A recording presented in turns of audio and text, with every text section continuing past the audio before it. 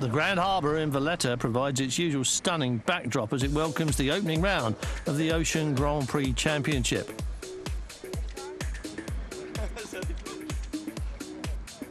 One of the safety regulations in Ocean Grand Prix is that all the crews who are strapped into closed cockpits can demonstrate the ability to extricate themselves safely from the safety harness when the boat is upside down in the water. It's what they call the turtle test. It takes place in controlled conditions, as you see, but with the championship safety crew from the Bergamo Scuba Rangers on hand, just in case.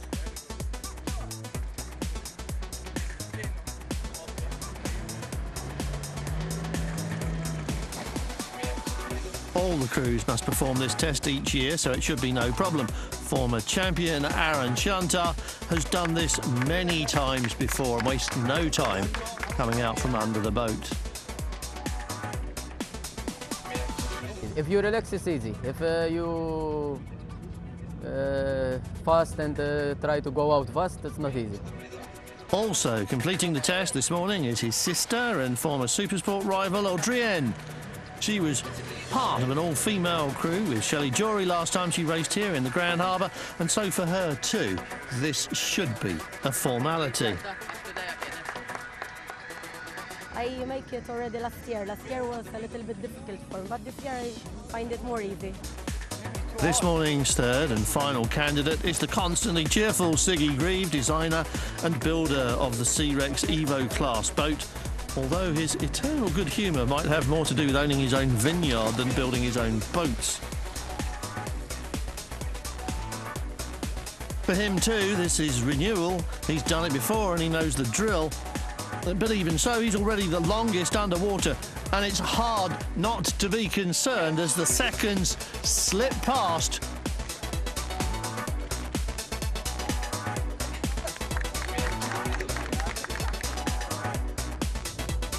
Just teasing the guys a little bit, some breathing, you know, and the water was okay or not.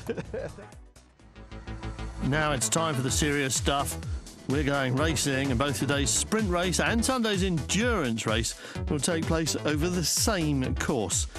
It's basically an oblong with a bit of a dogleg, as you can see, and it's 4.5 nautical miles long. First race of the weekend, the first race of the new season, and this all-new championship, and it's the shorter of the two events, this sprint race. So it's the start, which they're on now, and 10 more laps for Evo, 9 laps for Supersport. They start together as soon as the green flag is shown, and we're off. The new season begins here. Great start for Lucas Oil, but was that C-Rex on the outside getting an even better one? We're on board with Lucas Oil. It's quite rough here. It's side by side with Ferneybough. Remember, Ferneybough on pole on the inside. That could be important when they turn right at the end of this run. And it was C-Rex on the outside. So it is Lucas Oil from Ferneybough, from C-Rex. And then we're on board in the cockpit of the Supersport. There you are. Well, this is Jolly Drive. They're just behind, already losing ground to the Evo boats. And it's C-Rex who's getting the traction from the start and already pulling away. Siggy Grieve and Douglas Furbank. It has several lengths on the Silverhook hull of Nigel Hook and Michael Silverberg. Behind that, Pierre Colpin and Bert Hemmelar as they come to the turn now. This is crucial. Nice and tight for Ferneybough. C-Rex already gone through there. Lucas Oil round the outside. That wide sweeping approach could be faster. It really depends on conditions. Very close to the buoy for C-Rex. That was nice work for that pair. That really capitalised on their good start. What they've got to do now is just keep putting the power down. Have they chosen the right propellers? Have they got the boat set upright? If they have, it will ride these waves well. That's what they want, is acceleration, believe it or not. Every time they come out of the water, they lose traction. Every time they get back in, they need acceleration. Ferneybough, Lucas Oil. This is the dogleg you saw on the map. They go up and then turn back on the left, and challenging side by side. They are neck and neck, and the Lucas Oil boat gets ahead.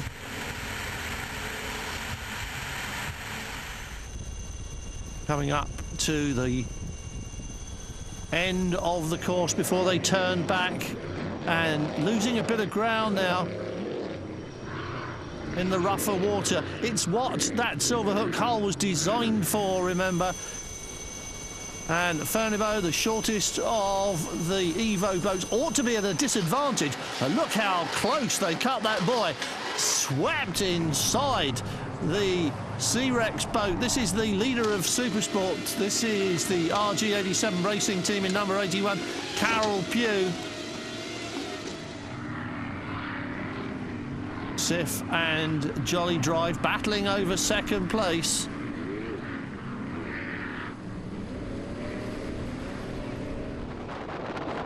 In the cockpit, and you can see what a hammering they're taking. This is the number 38 boat. Jolly Drive just going behind there a little bit. Of course, it's all about angles, and you really need to be above them to see exactly where they are. And you can hear the crew shouting to each other. You have to shout. It's loud out there. Clear of the water there. That's not ideal. It looks dramatic. Not ideal. Nigel Hook on the right there. Michael Silverberg on the left. Working the throttle. Every time that boat comes out of the water and it loses drive, you shut the throttle. You don't want to over-rev the engine. It requires an awful lot of concentration. They're taking a pounding. The temperature out here is high. The air temperature's 30 degrees-ish. In the cockpit, it'll be 40.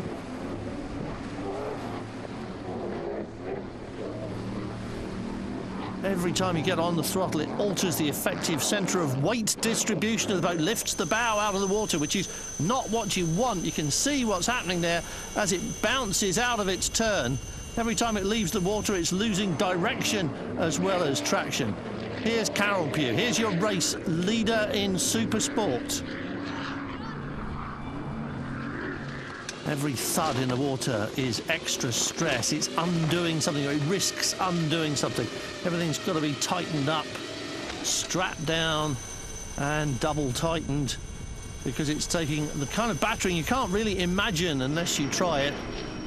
Even at 85 miles an hour, as Silverline, which remember had problems in qualifying, started last and is now busy lapping the Supersport boats, comes past. Well, every one of those thuds is an unimaginable stress on the boat. Furnibo is now chasing so close again. They really are driving that boat absolutely to the limits of the course. And the Lucas Oil boat ran really wide there. It took a it's the favoured line for this crew. If you talk to them, they like that wide sweep as you come to the buoys, but that was very wide indeed, and it's losing time. May even be, and it's wallowing a bit as well. They seem to be struggling. Here's Furnibo.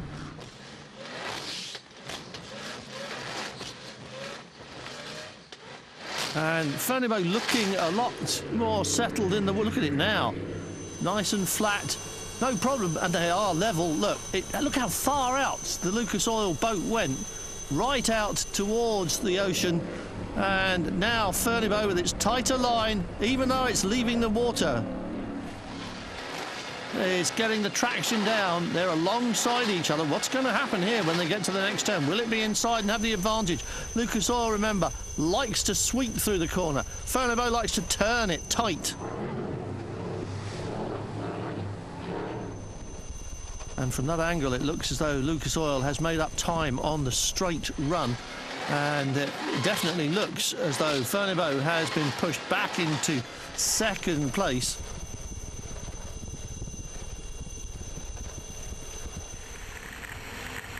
And just heading up towards the buoy, Furnibo close in. And it's that same technique that's helped it make up ground. Cut the throttles, turn and accelerate. And that's what they will have been thinking about when they chose. Watch this now, right inside.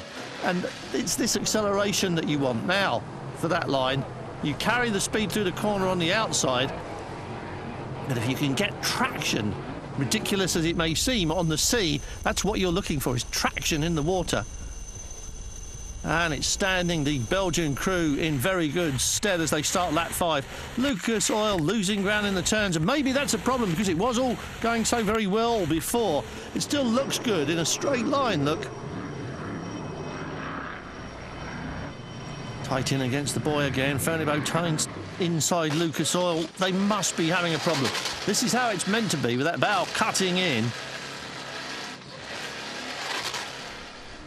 Super Sports, no drama for the leader here. It was 81, still is 81, and it's pulling away from the Jolly Drive crew now.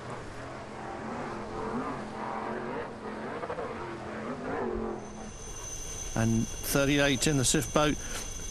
The very experienced Stefan Akanfora on the wheel. Renato Guidi doing the throttles.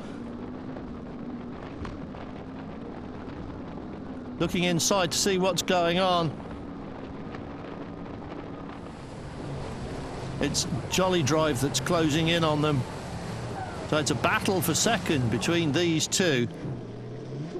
So Ferneyboe leads the Evo class from Lucas Oil, Sea Rex and Silverline, and we're about halfway through this sprint race now.